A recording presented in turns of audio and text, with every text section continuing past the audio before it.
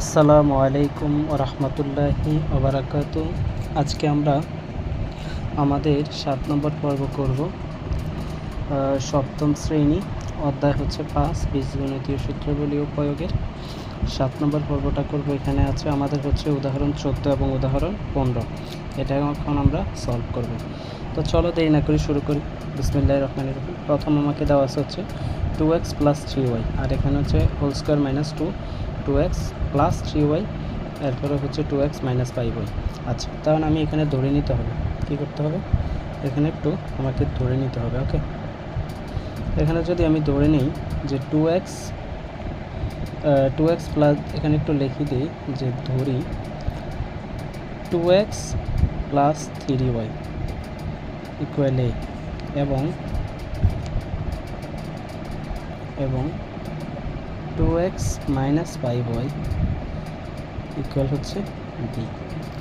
তাহলে দেখো কি দাঁড়ায়, আমি যদি লিখি যে 2x + 3y এর হোল স্কোয়ার আছে, তার মানে 2x + 3y মানে হচ্ছে কি a, হোল স্কোয়ার আছে, হোল স্কোয়ার দাও, -2 এর 2 দাও।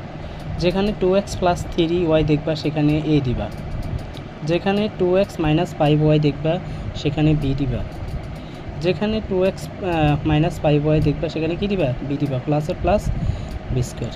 তাহলে দেখো এটা কি হয়ে দাঁড়াইছে, এটা হচ্ছে a - b হোল স্কোয়ার সূত্র হয়েছে না, a - b হোল স্কোয়ার। ঠিক আছে, এটা হচ্ছে কি a - b হোল স্কোয়ার। এখন দেখো এর মান আমরা কি লিখছি, দেখো তো এর মান কি লিখছি, এর মান লিখছি হচ্ছে আমার 2x + 3y, মাইনাসের মাইনাস। বি এর মান কি লিখছি 2x - 5y, তো 2x এই মাইনাস আর মাইনাসে হচ্ছে প্লাস 5y।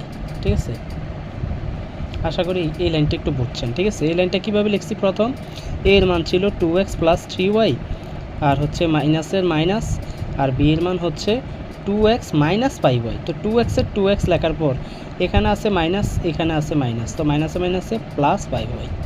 আশা করি বুঝছেন। এখানে 2x প্লাসের এই মাইনাসের কাটা, তাহলে থাকে হচ্ছে কিসের 8y। ঠিক আছে, 3টা y আর 5টা y কয়টা হচ্ছে 8y। এরপর একটা হোল স্কোয়ার আছে, হোল স্কোয়ার দাও, হোল স্কোয়ার আছে, হোল স্কোয়ার দাও। তাহলে দেখো এটা উত্তর আসছে কত, 8 64y স্কোয়ার। এটা হচ্ছে আমাদের অ্যান্সার। ঠিক আছে, এরপরে দেখো 14 নম্বরটা কীভাবে বলছে। 14 নম্বরটা বলছে x ইকুয়াল হচ্ছে 7 এবং y ইকুয়াল 6